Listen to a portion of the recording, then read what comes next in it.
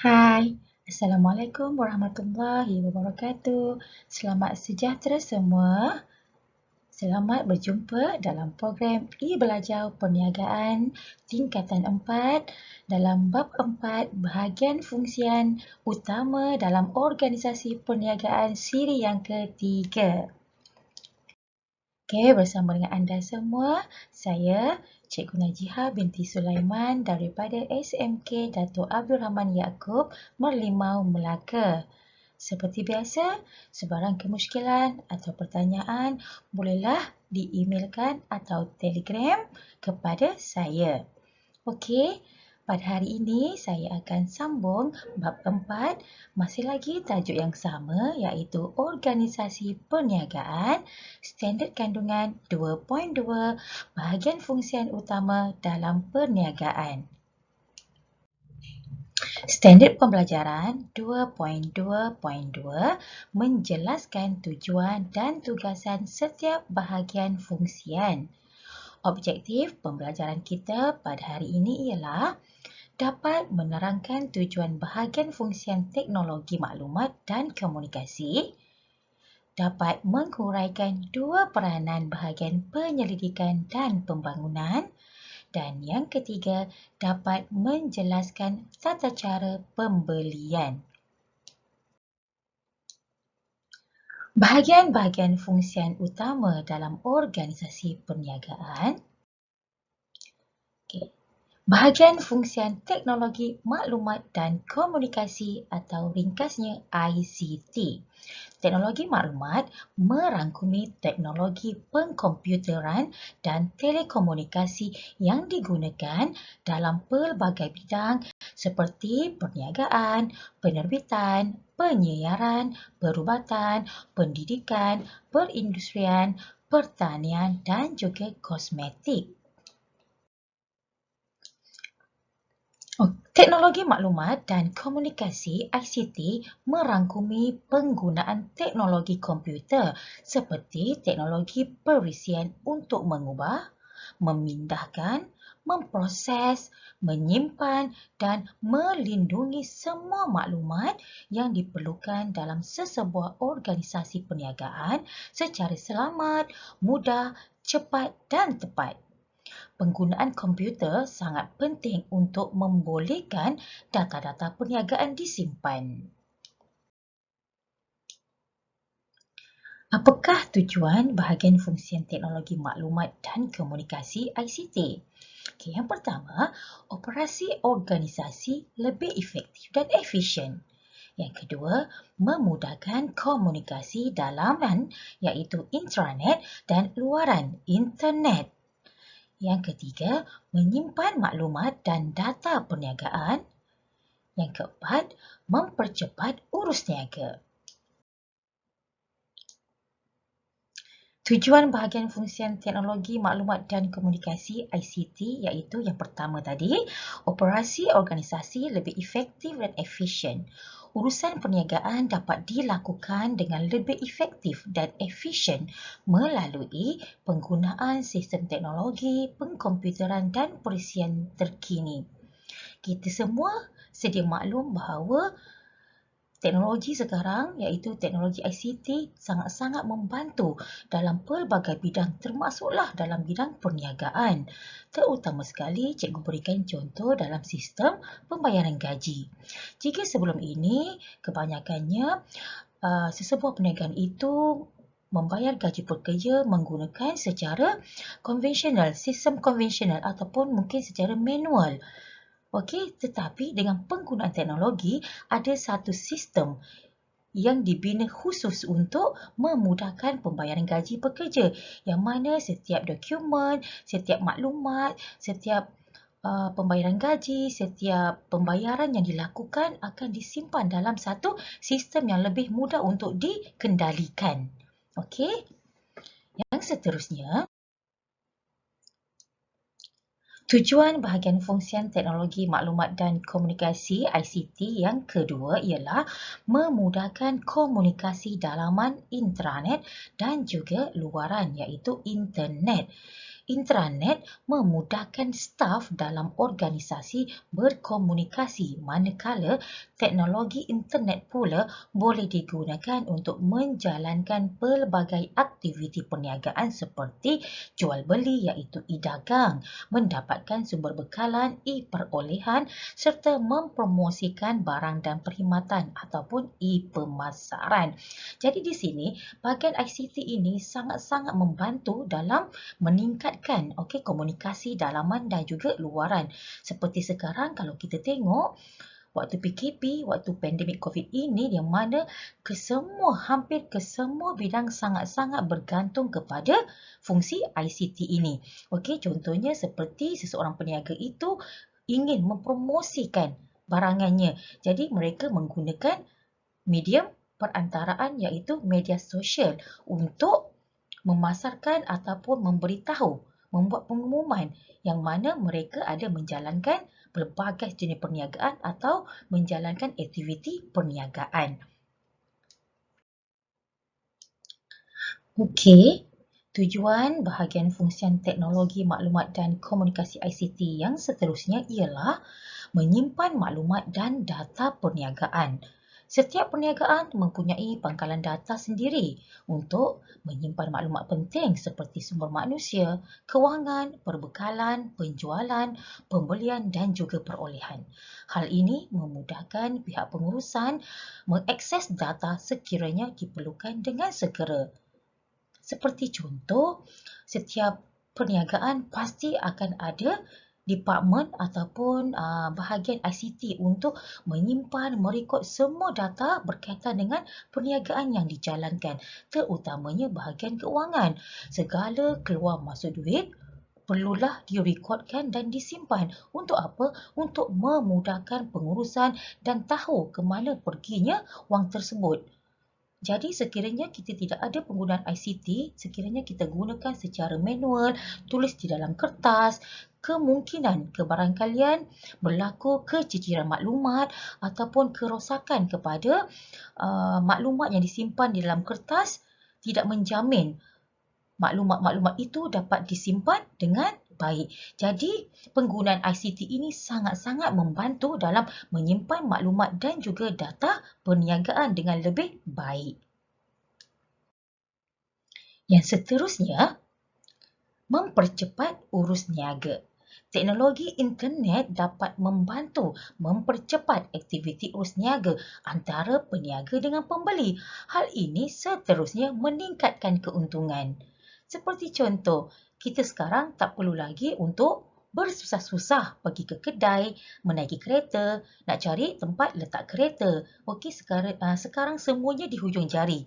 Sama ada kita menggunakan Facebook, kita menggunakan WhatsApp, kita menggunakan Telegram, kita menggunakan apa-apa sajalah media sosial yang ini dapat mempercepatkan urus niaga. Kita order saja, booking saja melalui Shopee dan sebagainya dan barang akan sampai pada masanya. Jadi di sini penggunaan ICT memang sangat-sangat membantu dalam mempercepat urus niaga. Sekarang kita tengok apakah peranan bahagian fungsian teknologi maklumat dan juga komunikasi ICT. Bahagian fungsian teknologi maklumat dan komunikasi ICT memainkan peranan penting untuk mengurus dan menyelaras pembangunan perkakasan dalam sistem aplikasi teknologi maklumat serta kerangkaian intranet dan internet sesebuah organisasi perniagaan. Selain itu, bahagian ini juga bertanggungjawab terhadap keselamatan ICT. Di sini secara ringkasnya, apa yang dapat kita simpulkan sebagai peranan bahagian ICT ini dalam sesebuah organisasi?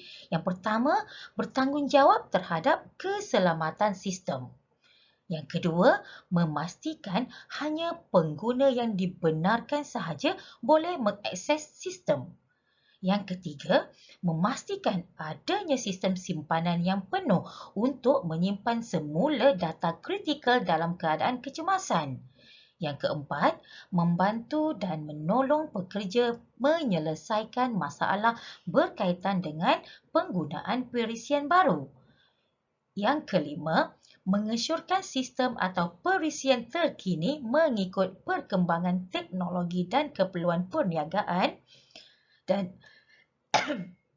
akhir sekali, membantu pengguna yang berhadapan dengan masalah komputer.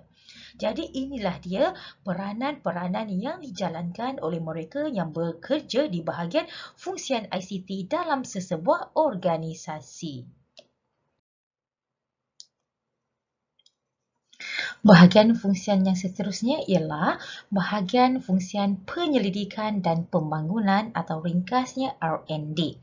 Penyelidikan dan pembangunan R&D melibatkan pembangunan produk baharu dan penambahbaikan produk sedia ada.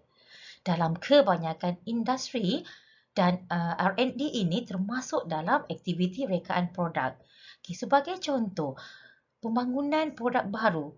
Cuba cari satu contoh produk baharu ataupun produk yang tak pernah wujud lagi. Kita hasilkan produk tu. Okey, sebagai contoh saya ambil makanan lah. Okey, kita menghasilkan rendang. Okey, contohnya rendang yang tak pernah lagi orang buat lah. Okey, kita gunakan bahan-bahan yang terpilih, bahan-bahan yang premium. Okey, itu contohnya produk baharu. Mungkin tak pernah lagi ada orang jual, tak pernah lagi ada orang buat. Jadi kita buat rendang tersebut. Okey, ini sebagai contoh sahaja. Okey, kita buat rendang. Okey, buat rendang yang premium menggunakan bahan-bahan organik dan sebagainya. Okey, itu adalah produk baharu kita. Okey, dan bagaimana penambah produk sedia ada? Okey, rendang yang kita dah buat tadi tu, okey, produk yang telah kita hasilkan tadi, kita buat penambahbaikan. Contohnya kita tengok mendapat satu permintaan yang sangat luar biasa. Okey, daripada kita punya customer. Jadi kita nak buat penambahbaikan produk sedia ada yang mana kita rasa nak pasarkan. Okey, nak pasarkan produk kita ke peringkat antarabangsa. Jadi kita perlu R&D. Okey, kita perlu research dan development kita punya produk ini supaya orang luar negara dapat rasa kita punya rendang ni. Jadi kita kena fikirkan teknologi yang mana mungkin kita boleh buat rendang frozen ataupun rendang yang diletakkan dalam bekas yang kita boleh awetkan dia dalam jangka masa yang lama, okey, supaya dapat dipasarkan ke tempat yang jauh dan dapat bertahan lebih lama. Okey, itu adalah contoh. Okey, contoh produk baharu yang kita hasilkan dan juga penambahbaikan kepada produk yang telah kita ada, iaitu produk sedia ada tadi. Okey. Seterusnya, tujuan bahagian fungsian penyelidikan dan pembangunan R&D. Okey, tujuan yang pertama adalah untuk meningkatkan tahap pengeluaran dan pemasaran produk. Okey, bermaksud kita nak supaya bahagian ini didapat menghasilkan lagi. Okey, takkanlah dalam sesebuah company itu kita hanya hasilkan satu produk saja. Jadi mereka yang bekerja bahagian fungsian penyelidikan dan pembangunan ini akan memikirkan ataupun akan menghasilkan, meningkatkan tahap pengeluaran dan juga pemasaran produk. Mereka akan menjana idea-idea baru, memikirkan apakah produk-produk baru untuk dikeluarkan oleh syarikat mereka. Selain itu, usaha penyelidikan dan pembangunan juga dapat menghasilkan produk yang berkualiti dengan kos yang efektif. Bahagian fungsian ini juga ia akan memikirkan pembangunan untuk menghasilkan produk yang berkualiti tetapi dengan kos yang efektif. Kalau kita semua sedia maklum, untuk menghasilkan produk yang baik ini pasti memerlukan modal yang tinggi. Tetapi bahagian ini dipertanggungjawabkan untuk menghasilkan produk yang berkualiti dalam masa yang sama menggunakan modal ataupun mengeluarkan kos yang sangat efektif. Okey, ini adalah salah satu contoh iaitu pasukan penyelidik dari Pusat Kejuruteraan Tisu Pusat Perubatan Universiti Kebangsaan Malaysia PPUKM telah berjaya menghasilkan kulit gantian iaitu MyDerm sebagai kaedah terbaharu dalam teknologi perubatan dunia. Kejayaan ini turut mendapat pengiktirafan daripada Malaysia Book of Records. Hal ini bukan sahaja mengharumkan nama Malaysia pada peringkat dunia dunia, tetapi turut membuka peluang perniagaan kepada usahawan sedia ada dan juga bakal-bakal usahawan. Okey, ini adalah salah satu projek R&D yang dilakukan oleh para penyelidik, okey, dengan menghasilkan satu inovasi baru iaitu MyDerm. Okey, seterusnya kita akan lihat peranan bahagian fungsian penyelidikan dan pembangunan R&D. Bahagian fungsian penyelidikan dan pembangunan berperanan untuk merancang aktiviti pembangunan produk baharu dan penambahbaikan produk yang sedia ada. Selain itu, bahagian penyelidikan dan pembangunan juga berperanan untuk merancang bagi menghasilkan produk yang dapat memenuhi keperluan dan juga kehendak pengguna. Jadi di sinilah pasukan-pasukan yang bekerja di bahagian R&D sesebuah organisasi itu menjalankan mereka punya tanggungjawab, yang mana mereka perlu mencari ataupun menghasilkan produk ataupun perkhidmatan yang diperlukan ataupun yang diminta oleh pengguna. Okey, kita tak boleh nak keluarkan produk yang bagi kita saja yang suka. Jadi di sini menjadi satu tanggungjawab mereka yang bekerja di bahagian R&D untuk menghasilkan produk yang mana dapat memenuhi kepuasan dan juga kehendak pengguna. Sebab kita tahu kita menghasilkan barang itu adalah untuk kepuasan pengguna. Jadi kita kena cari apakah yang pengguna suka, apakah yang pengguna nak. Okey, kita kena buat research, kita kena buat survey. Jadi kita nak hasilkan, contohlah macam makanan. Kalau sekarang kita tengok masyarakat kita suka makan apa? Okey, suka fast food ke, suka makanan Korea ke, suka makanan tradisional ke. Jadi kita kena buat research, kena buat survey. Okey, tengok rakyat kita suka makan berasaskan yang macam mana. Jadi kita hasilkan produk mengikut cita rasa pengguna. Okey. Okey, seterusnya kita akan masuk bahagian fungsian pembelian. Okey, bahagian fungsian pembelian. Pembelian merupakan aktiviti yang dilakukan oleh dua pihak, iaitu penjual dan pembeli bagi tujuan menukarkan barang dan perkhidmatan dengan menggunakan alat transaksi yang sah. Kebanyakan perniagaan memerlukan pembelian pelbagai jenis barang secara rutin. Staf bahagian pembelian perlu menyediakan kontrak dengan pembekal untuk membekalkan barang yang diperlukan dalam operasi pengeluaran. Keputusan untuk pembelian sesuatu barang hanya dapat dilakukan selepas melalui beberapa proses utama dan mendapat kelulusan daripada pengurusan tertinggi. Staf bahagian pembelian bertanggungjawab untuk memastikan syarikat membayar pada jumlah yang berpatutan pada pembekal. Aktiviti pembelian boleh dilaksanakan dengan menempah bekalan bahan mentah dan stok daripada pembekal. Tempahan awal akan membantu menyelesaikan masalah pembekalan atau penghantaran barang. Apakah tujuan bahagian pembelian? Bahagian fungsian pembelian perlu bijak mengawal pembelian kuantiti bahan mentah. Untuk apa? Untuk memastikan setiap bahan mentah yang dibeli tidak membazir. Seperti yang kita tahu, kebanyakan bahan mentah yang dibeli pasti akan ada jangka hayatnya. Jadi, jika kita beli bahan mentah yang berlebihan, maka akan berlaku pembaziran dan boleh jadi bahan mentah itu rosak dan boleh mengakibatkan kerugian. Yang seterusnya, pengurusan pembelian yang sistematik akan mewujudkan pelbagai impak positif termasuk peningkatan dalam keuntungan. Bila kita melakukan pembelian bahan mentah, ia perlu dilakukan secara sistematik supaya bahan mentah yang kita beli itu mengikut masa keperluan yang diperlukan. Okey, apakah peranan bahagian pembelian? Bahagian fungsian pembelian berperanan untuk menentukan kuantiti dan spesifikasi barang dibeli adalah tepat. Jadi, mereka yang bekerja bahagian pembelian ini kena memastikan setiap pembelian mereka adalah barang-barang yang betul.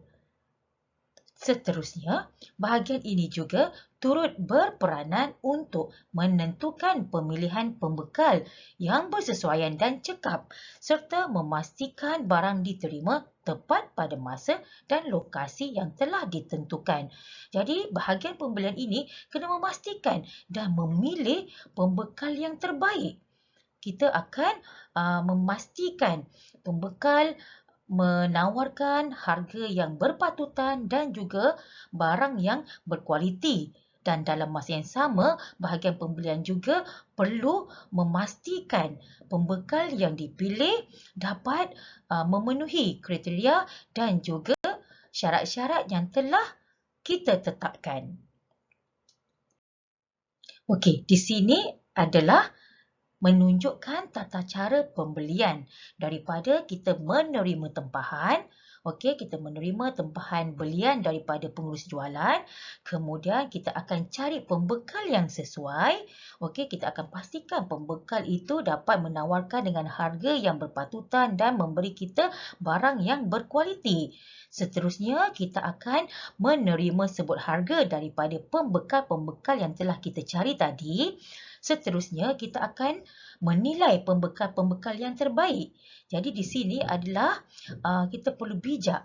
Kita perlu bijak untuk mencari seberapa banyak pembekal supaya kita dapat buat pemilihan yang tepat. Seterusnya, setelah penilaian pembekal-pembekal, kita akan membuat pesanan pembelian dan akhirnya kita akan menerima barang daripada pembekal. Jadi di sini terdapat 6 step tata cara pembelian sesuatu barang daripada pembekal. Terima kasih. Terima kasih saya ucapkan kepada Jabatan Pendidikan Negeri Melaka, Pejabat Pendidikan Daerah Melaka Tengah, Pejabat Pendidikan Daerah Jasin, Pejabat Pendidikan Daerah Alur Gajah, Pengetua-pengetua Negeri Melaka, juga guru-guru perniagaan Negeri Melaka.